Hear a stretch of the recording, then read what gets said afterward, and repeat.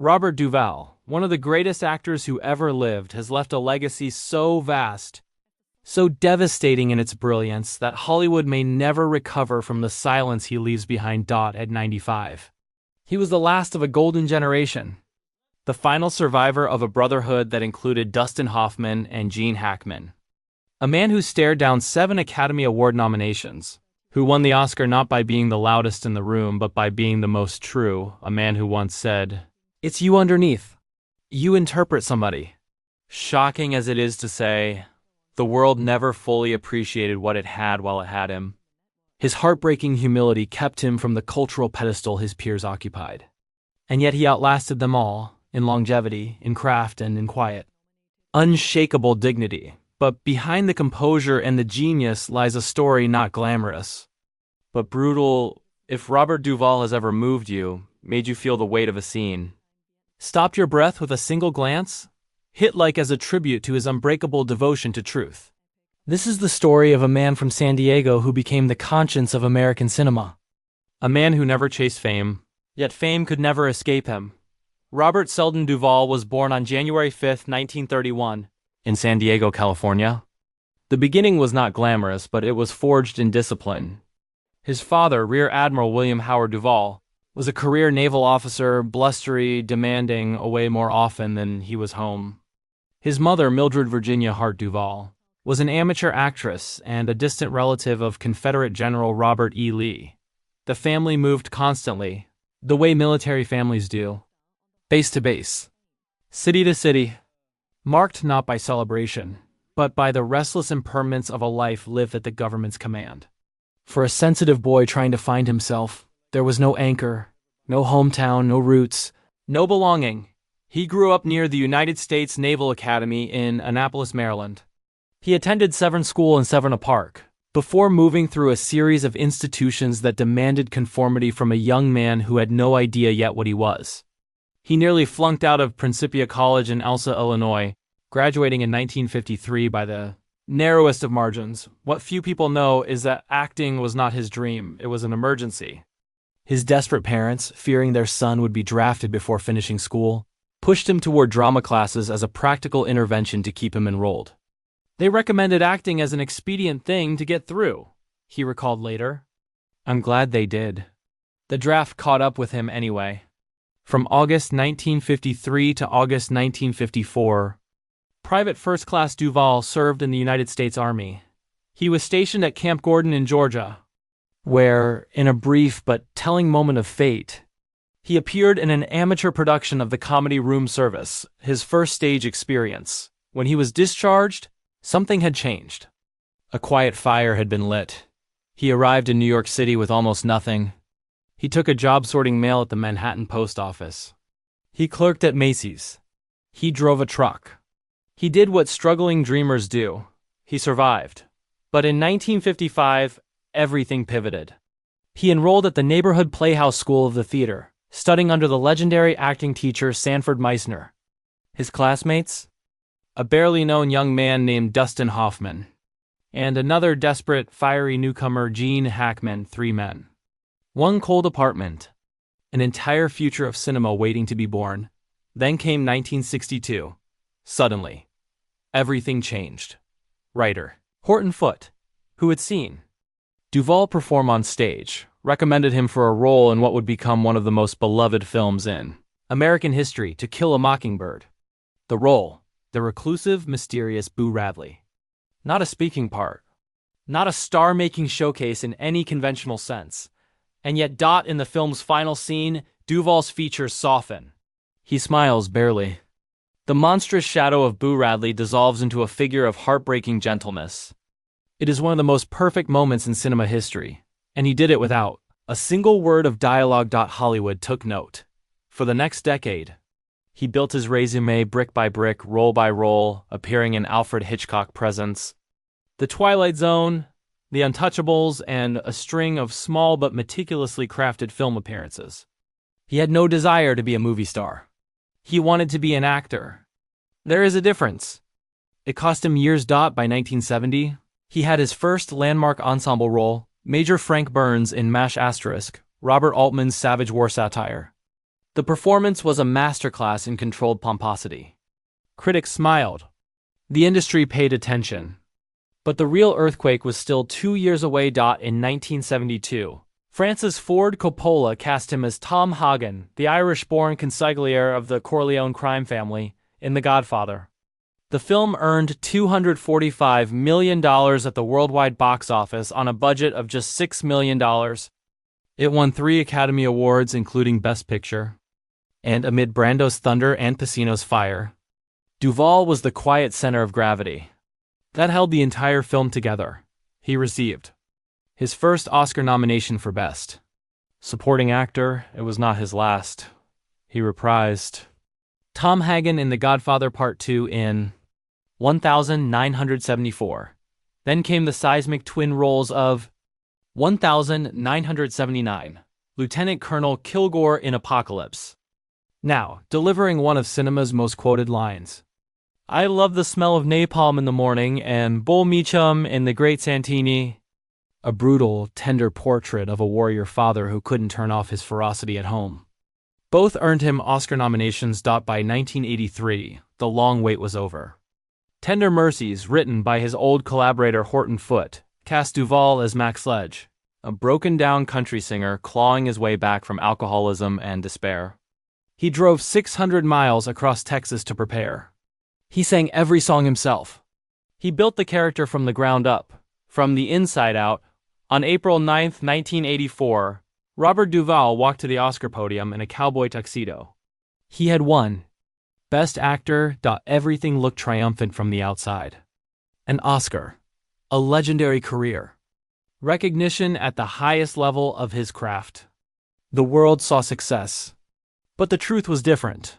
What followed the Oscar was devastating in ways the industry rarely discusses. Almost immediately, Duvall found himself locked out. The so-called Oscar curse. The cruel irony that winning the industry's highest honor can paradoxically shrink a career, descended on him without mercy. He was earning at a different salary scale now.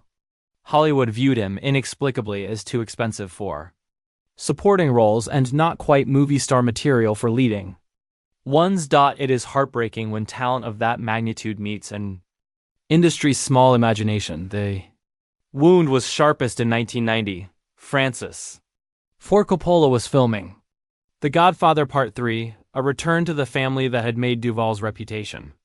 Tom Hagen was written back in, but the negotiations broke down in a way that still stings decades later. Al Pacino was receiving $5 million to reprise Michael Corleone. Duvall asked for comparable pay. The studio refused, offering a fraction of that figure. He walked. He had to. Not because of greed, but because of dignity. If they paid Pacino twice what they paid me, that's fine, he said with characteristic bluntness. But not 3 or 4 times. The role of Tom Hagen was written out entirely. Critics universally agreed the film suffered enormously for his absence. Duvall never publicly dwelled on it. But that wound of being undervalued by the very franchise that had helped define him never fully healed. Behind the stoicism lies another shocking truth. Robert Duvall never had biological children. A man whose entire artistic life was devoted to portraying humanity. Fathers, sons, broken men searching for meaning, quietly bore the particular ache of a life without that specific lineage. He addressed it only once with characteristic dark humor. I guess I'm shooting blanks. There were 4 marriages, each carrying its own private storms. His first marriage to Barbara Benjamin lasted from 1964 to 1975, ending after more than a decade. His marriage to Gail Youngs from 1982 to 1986 also dissolved. A third marriage to Sharon Brophy from 1991 to 1995 ended the same way. 3 times, the man who could embody love and loss on screen couldn't sustain the architecture of it in his private life. The professional isolation of the post-Oscar years was real and raw. Great scripts didn't come.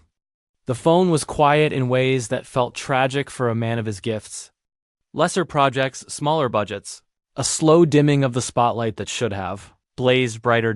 And then there was the labor of love that nearly consumed him entirely, The Apostle. A film he conceived, wrote, and burned to make. The story of Sonny Dewey, a flawed, fervent Texas preacher, A man who sins and believes simultaneously, who runs from the law while running toward God. Duvall saw in this character something no one else could see. He spent 12 years writing the script. He knocked on every door in Hollywood. Every door stayed shut. Finally, he did what only the most heartbreakingly committed artists do. He financed it himself.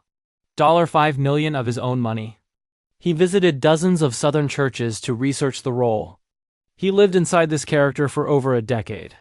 When the film finally opened in 1997, it earned him his 5th Oscar nomination and some of the most rapturous critical notices of his career.